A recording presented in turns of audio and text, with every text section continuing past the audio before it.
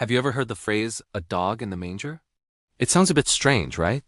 Well, it actually comes from a very old story, one of Aesop's Fables, and it teaches a powerful lesson about selfishness that's still incredibly relevant today. Stick around because we're going to dive into this classic tale and see what it can teach us about our own lives, our relationships, and even our careers. You might be surprised to find a little bit of this grumpy dog in yourself or maybe in someone you know. So let's set the scene. Imagine a cozy rustic stable on a farm. The air smells of sweet hay and earth. In the corner, there's a manger, which is basically a long open box that holds food for the animals. And in this particular manger, filled to the brim with fresh, fragrant hay, a dog has decided to take a nice long nap. He's all curled up, sleeping soundly on the soft bed of hay. He can't eat the hay, of course dogs don't eat hay, but it's a comfortable spot and he's claimed it as his own. Now picture this. The sun is setting, casting long shadows across the fields. A team of cattle, big strong oxen, are slowly making their way back to the stable. They've been working hard all day, plowing the farmer's fields under the hot sun. Their muscles are tired, their bodies ache, and they're incredibly hungry.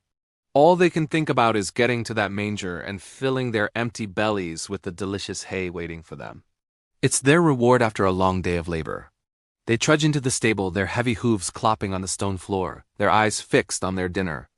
But as they approach the manger, their well-deserved meal, they're met with a rude awakening. The dog, disturbed from his sleep by the noise of the cattle, lifts his head. But he doesn't just get up and move. Oh no. He sits up, plants himself firmly in the middle of the hay, and lets out a low, menacing growl. The cattle stop in their tracks, confused.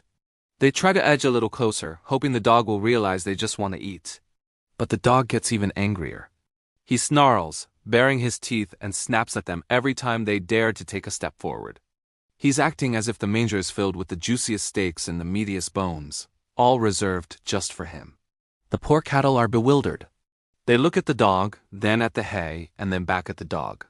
One of the older, wiser oxen shakes his head in disbelief and says to the others, how incredibly selfish he is. He can't eat the hay himself, it's completely useless to him, and yet he refuses to let us, who are so tired and hungry, have any of it. They stand there, weary and starving, blocked from their own food by a creature who has absolutely no use for it. The dog isn't getting any benefit from the hay, other than a comfy bed he could easily find elsewhere. His only satisfaction seems to come from preventing the cattle from getting what they need. This is the very definition of a dog in the manger attitude. It's the act of jealously guarding something that you have no use for, simply to prevent others from enjoying or benefiting from it. It's a if I can't have it, nobody can mentality, even when the it is something you never wanted in the first place. Now, the story doesn't end there. Just as the standoff reaches its peak, the farmer walks into the stable to check on his animals. He sees the scene immediately, his exhausted, hungry cattle being kept from their food by a snarling, possessive dog. The farmer doesn't hesitate. He understands what's happening. He sees the injustice and the pointless selfishness of the dog's actions. He grabs a sturdy stick from the corner of the stable, strides over to the manger, and without a second thought, gives the dog a few sharp whacks. He drives the yelping dog right out of the stable, scolding him for his selfish behavior. With the dog gone, the cattle can finally peacefully eat their dinner. The farmer made sure that fairness was restored. The moral of the story is simple and timeless. Do not grudge others what you cannot enjoy yourself. It's a powerful lesson against spiteful selfishness. So how does this ancient fable apply to us in the 21st century? You'd be surprised how often the dog in the manger shows up in modern life. Think about it. Have you ever seen a coworker who holds onto information or resources they don't need just to prevent a colleague from succeeding or getting ahead? That's a dog in the manger. They're not using the information, but they're actively preventing someone else from using it to their benefit, perhaps out of jealousy or a petty sense of competition. They're guarding the hay they can't eat, or what about in social situations? Maybe you know someone who can't attend a party or an event, but they actively try to convince their friends not to go either. They might say things like, oh, it's probably not going to be fun anyway, or you should stay home with me instead. They can't enjoy the party, so they don't want anyone else to enjoy it either. They're lying in the manger, snarling at anyone who wants to have a good time. This can even happen in families. An older sibling might have outgrown a certain toy or game, but they refuse to let their younger sibling play with it. The toy just sits in a box, unused, but the older sibling gets a strange satisfaction from denying it to the younger one. It's not about needing the toy. It's about control and a misplaced sense of ownership. The core of this behavior is often envy, jealousy, or a scarcity mindset, the mistaken belief that someone else's success or happiness somehow diminishes your own. The dog in the story wasn't happier because the cattle were hungry. In fact, he was probably miserable, full of anger and stress from constantly having to guard something he didn't even want. In the end, his selfishness didn't just harm the cattle. It led to his own punishment. He lost his comfy spot and got driven out of the stable. This is a crucial point. Acting like a dog in the manger ultimately hurts you. It isolates you from others, it creates resentment, and it fosters a negative, bitter outlook on life.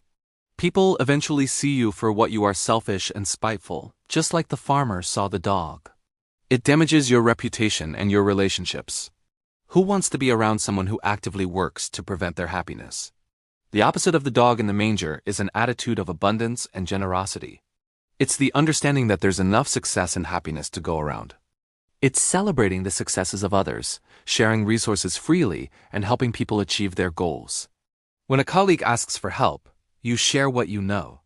When a friend has an opportunity you can't take, you cheer them on. When a family member can use something you no longer need, you give it to them with a happy heart. This generous mindset creates a positive cycle. When you help others, they are more likely to want to help you. It builds strong, supportive relationships based on trust and mutual respect. Unlike the dog, who ended up alone and in trouble, people with an abundance mindset attract allies and friends. They create a community, a team, a herd that works together, like the cattle should have been able to. So the next time you find yourself holding on to something, whether it's information, an opportunity, or even an old possession, ask yourself, am I using this? Do I truly need it? Or am I just being a dog in the manger? Am I preventing someone else from benefiting simply because I can? Recognizing this tendency in ourselves is the first step. It requires honesty and self-awareness. It's easy to justify our actions, to tell ourselves that we might need that thing later or that the other person doesn't deserve it. But we have to look deeper at the real motivation. Is it fear? Is it jealousy? Is it a petty need for control? The fable of the dog in the manger is a simple story, but its wisdom is profound. It's a mirror that asks us to reflect on our own behavior. Are we the hard-working cattle, just trying to get what we need? Or are we the snarling dog, hoarding what we can't use? The choice, ultimately, is ours. By choosing generosity over selfishness, abundance over scarcity, we not only allow others to eat their hay, but we also avoid the farmer's stick and build a much happier, more connected, and more successful life for ourselves. Don't be the dog in the manger. Be the reason someone else succeeds. Thanks so much for watching and thinking about this with me today. If this story resonated with you, hit that like button and consider subscribing for more classic tales with modern lessons. Let me know in the comments if you've ever encountered a dog in the manger situation. I'd love to hear your stories. See you next time.